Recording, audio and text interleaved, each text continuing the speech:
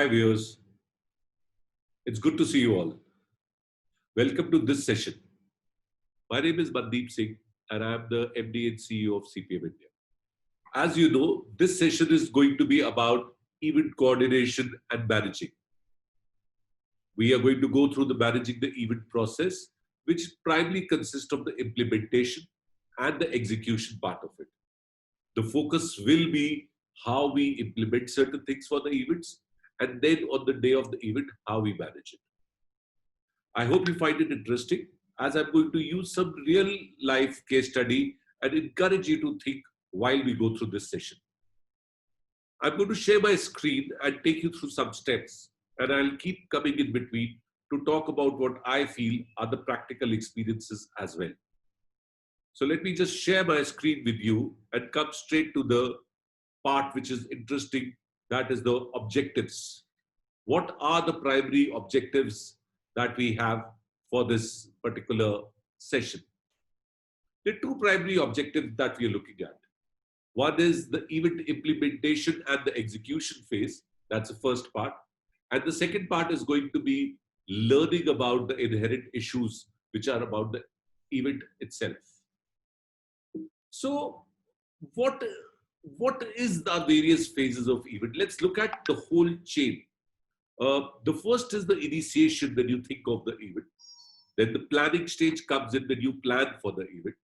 And then is what is most critical when your blueprint turns into the actual reality of implementation and the event itself. If you look at the bottom two areas, which is implementation and event, these are two which are strongly called the production stage and the actual event. One is the coordination phase and one is the execution phase. The implementation phase can be called coordination phase because that's where you are able to bundle in all the resources and are able to one step ahead before you jump into the actual event. I mentioned that how the two stages combined are the real production management stages, which is critical. There's an important link between all the stages that we talked about. In any matrix, there are input matrix, that means all the things that we have to do, and there are output matrix, which means what it results into. So the project plan is an input matrix, that means we create a project plan, and hence what comes out of it is the implementation plan, that means things we have to do. Output is the action plan, and hence we need to do the actions, and then comes the event and the event production. So please remember that we need to have two clear-cut things. What do we need to do, which is the input matrix, and what will come out of it, which is the output matrix from the session. So let's divide the implementation bit and event bit into two separate areas and further look at subsets of implementation. If we look at implementation, we have divided into four areas. Acquiring of all things required, services, goods, human resources, whatever you need to get the event going. Second thing is look at what kind of coordination and logistical support is required. So you have created a list of what all do you need. Second is how do you coordinate and create a logistic thing. The third is how will the whole communication take place? How will the people get to know what they're supposed to do? How will people realize when the timelines are coming? And we'll discuss more about it. And the last but not the least is the important one, which is, are we able to monitor and control the whole event the way we want? And it's very, very critical because that's going to be important. I'm going to focus on the implementation part of it and come straight to it. So let me give you an actual thing in your mind to look at. Let's, for example, all of you think that you have to create an event for the New Year's Eve, right? All of you understand New Year's Eve. All of you know about the New Year's Eve parties which happen.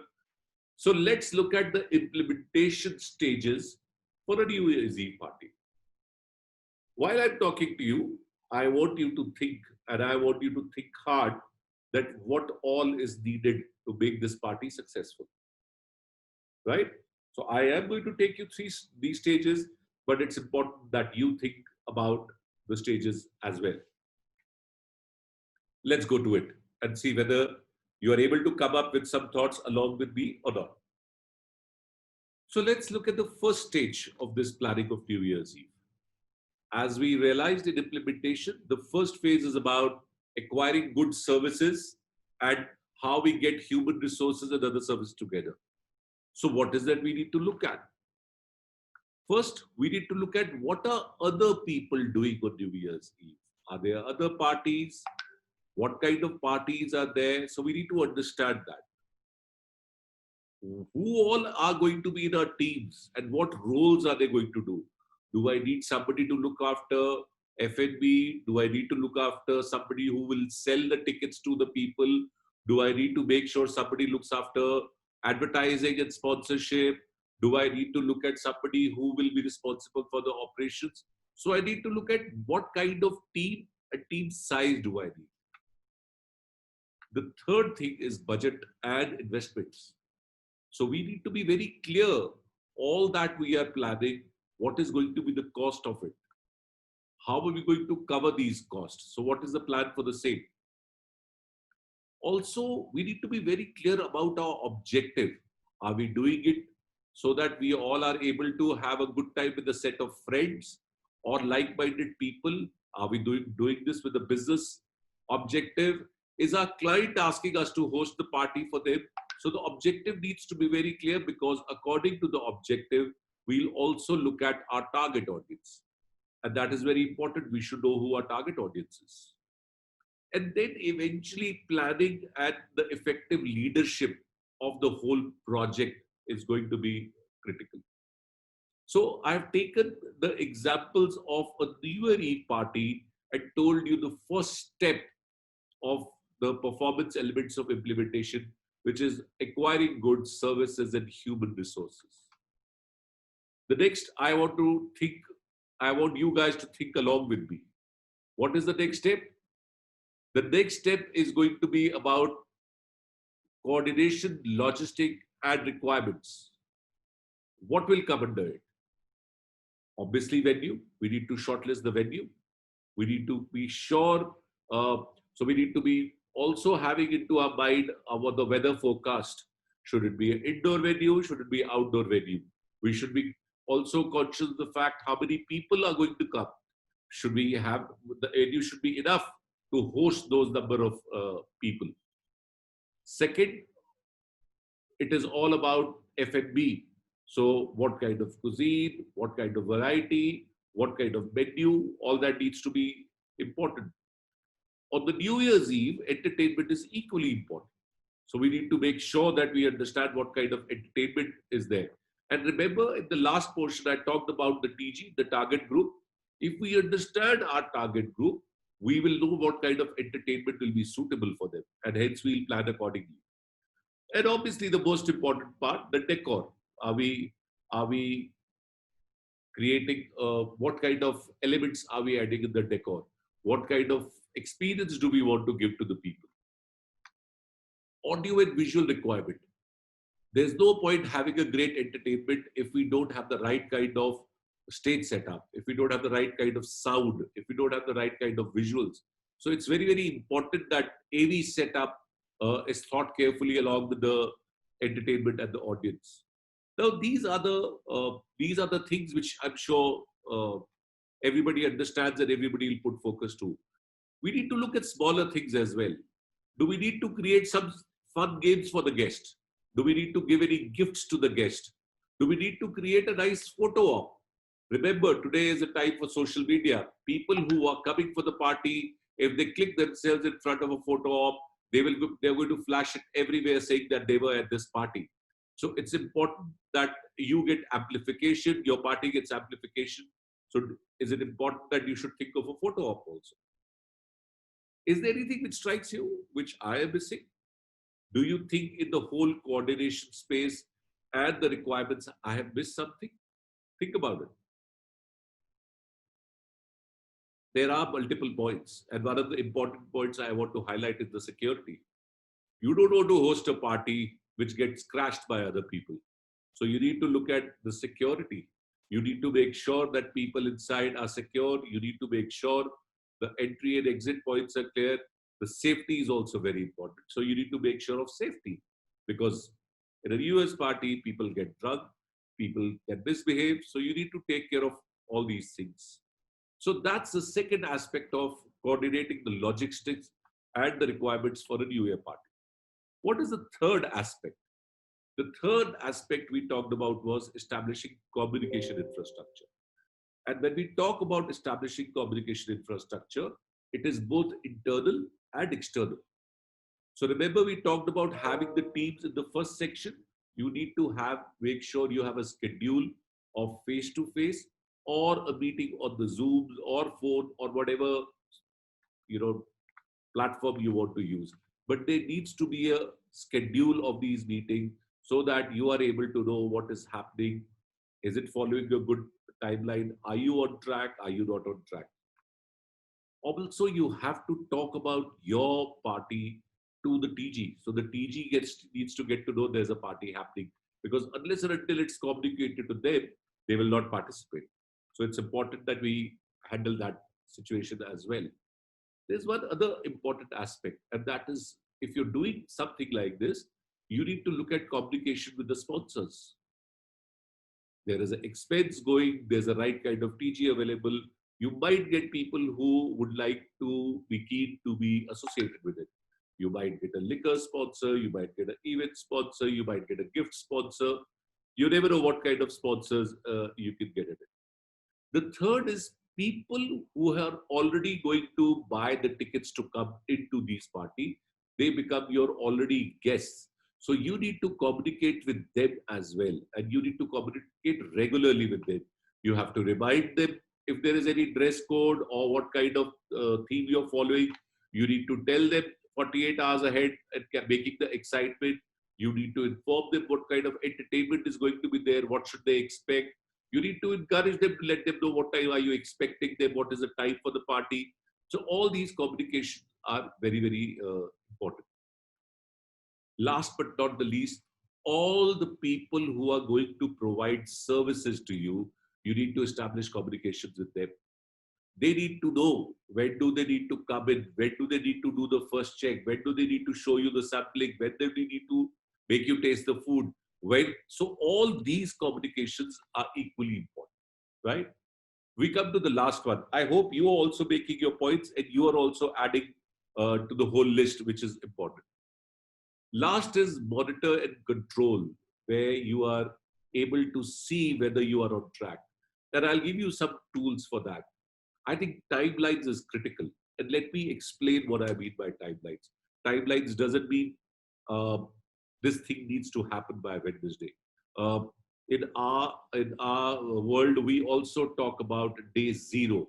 If the party is day zero, then you should know that on -3 day, your closures should happen on how many things. On -7 day, your closures should happen on which all things. On -10, your closure should happen on what all things. So let's take an example. The venue closure probably need to happen on -90 days. 90 days before the New Year party, your venue should have been closed. That's the kind of timeline we're talking about. As we come closure, you need to have the checklist ready. So each department should have their own checklist. F&B will have their own checklist. Decor will have their own checklist. Entertainment will have their own checklist. AV guy will have his own checklist. The production guy will have his own checklist. The person who's managing the guest will have his own checklist. And hence, there will be checklists which will be made. Also, on the day of the party, you are hosting the party, you need to have a list of all your service providers with their phone numbers and the backup phone numbers. It's not possible that your flowers are supposed to come in and you're calling the person who's responsible, and if he's not picking up the phone, or if his phone is busy, or his phone has battery is gone, you don't have another number to call to check what is the status of the flowers which are supposed to come to the venue. There has to be reporting of red flags. So you need to have a system. If this doesn't happen, how should it get escalated within your team? So let's take the example of flowers only. The flowers hasn't reached in time. Who needs to inform you when? And how will it get escalated to you within your system and within the system of the service provider as well? So there needs to be reporting of red flags, alerts. You should also consider very, very smartly a safety announcement while the party is there. So you need to look at safety and you need to look at all permissions and approvals. You need to make sure you have permissions from the authorities to do a party till late night. You need to make sure there's a permission that you can serve liquor or alcohol there. You need to make sure that if there is a live performance of artists or entertainment, there is a proper permission taken for that. So all these approvals and permissions are important. I'm going to stop share for a while and talk straight to you. The idea which I'm trying to create is I can tell you what are the stages in implementation, and that's easy for you to absorb. But I want you to think of an event and then look at these stages, because then you'll be able to attach more meaning to these, and hence it will be more useful. I hope you're enjoying this, because we are getting into the event stage as well, and that will be the critical where you will be able to probably think of more things. Let me share my screen again and come to the next one, which is the event stage. So the event stage, and we looked at four stages in the implementation. There are four stages in the event stage as well. So the first is monitoring the service delivery. Second is logistical operations, reacting to the changes and problems which are happening during the live, and implementing the contingency plan if necessary. And I'm going to take the same example of the New Year's Eve, and we are going to look at these stages. Please do remember that we have already prepared the implementation. So if you'll recall, we did all the possible combinations, what is required in the implementation.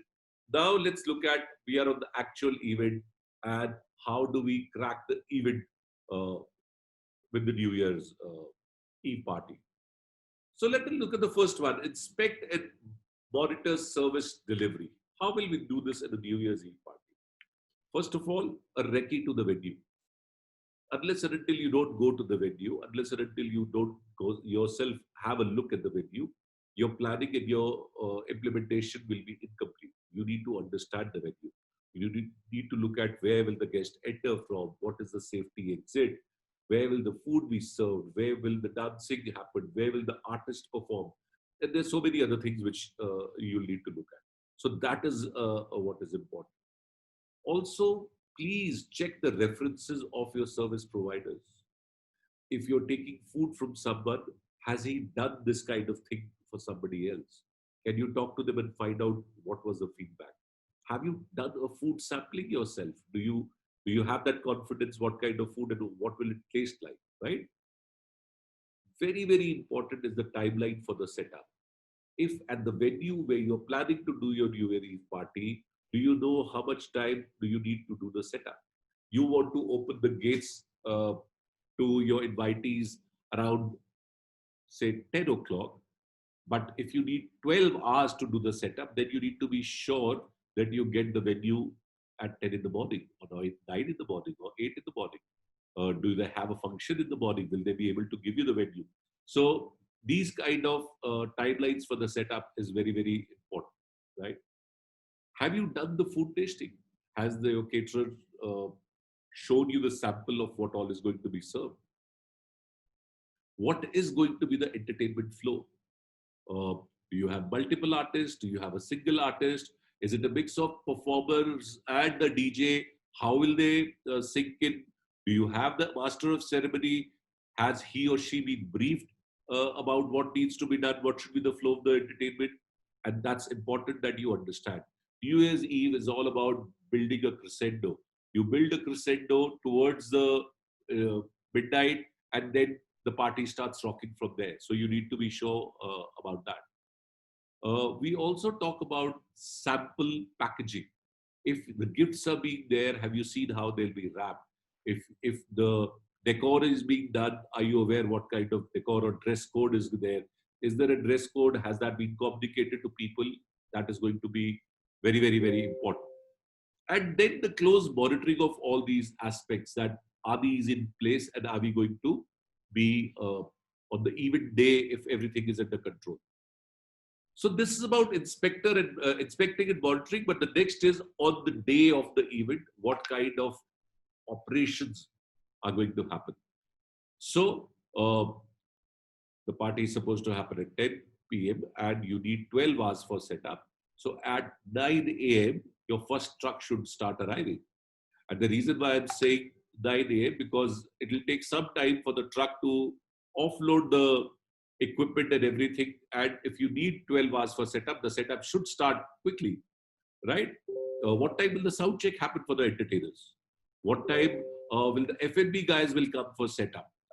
By what time should your tables be laid? What time should your decor be done? Are you planning to do a dress rehearsal for something? Should you do a dress rehearsal for something? And then if you have these in control, then eventually you will also say that 10 o'clock gates open. Uh, I say this to all my colleagues, friends, when we do our events, and I'll share this with you also.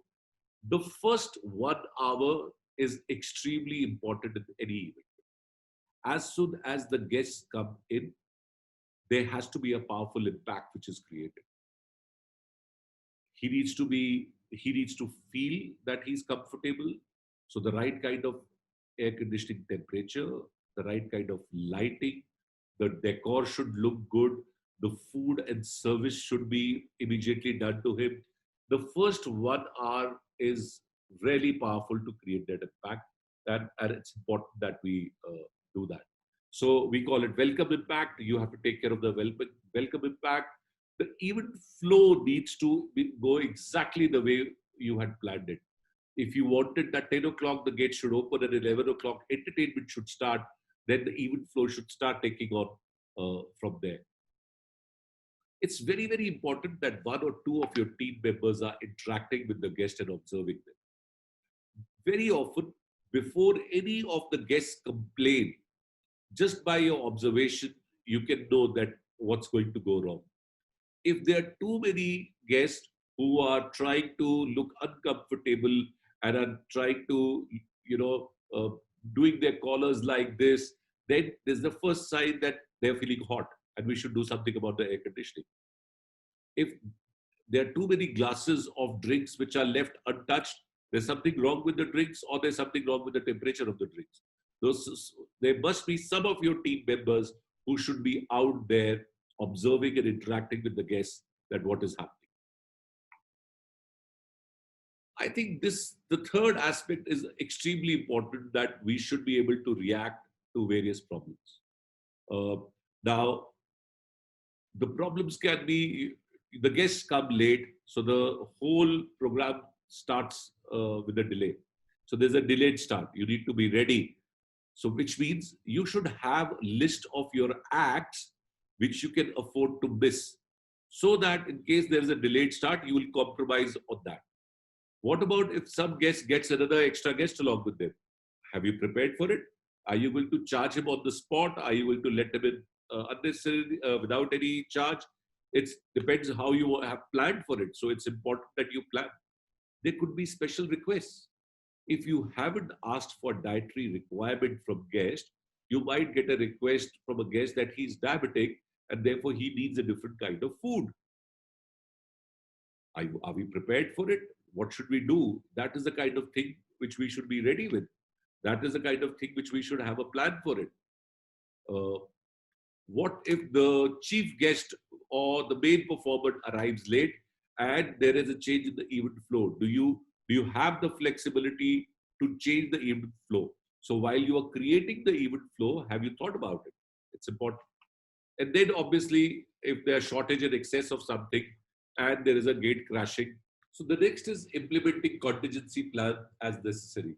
So typically in a case of ours, which is the New Year's Eve party, we probably need extra chairs and tables as a contingency. So we should have some of them kept aside. We might need extra food and drinks depending on what is being consumed and if we have more people coming to attend the party. If any due to any whether this thing, if we need to put food somewhere else or if we need to move guests somewhere else, do we have an alternate space option? Do we know that if our food was supposed to be served outdoors and because of extreme weather conditions and that can't happen, do we need to change it somewhere else? uh, what if we have more people? What should we do? Should we need an alternate space to open another room or another hall to adjust those people? And believe me, sometimes even less people is a problem. And you might have to call in your friends that I have less people. Why don't you come and enjoy this party so that the place looks crowded? So we looked at the implementation phase with performance elements, and we have looked at the event phase with the New Year's Eve example. I hope you enjoyed a live example like this for both the phases, which is implementation phase and the event phase. I'm sure you have your own notes as well. And I'm glad if you have been able to put things which were either in common or some things which you think because of paucity of time were not explained. Uh, let's come to the last portion now, which is very, very important.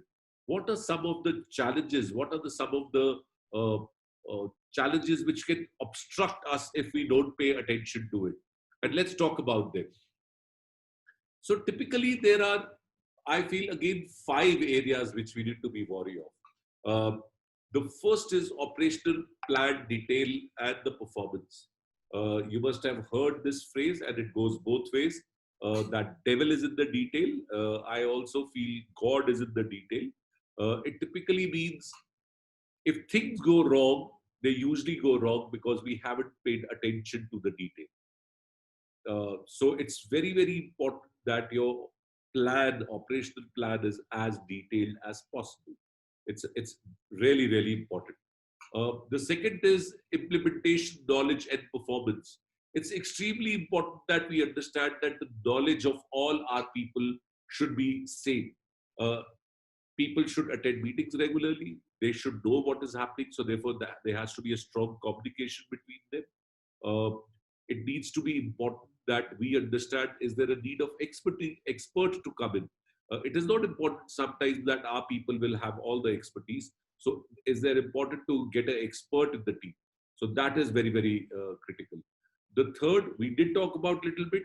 Are there enough alerts in the system to give you if any plan is being deviated? It's very, very important that you understand that deviations need to be of extreme importance and you should notice them immediately.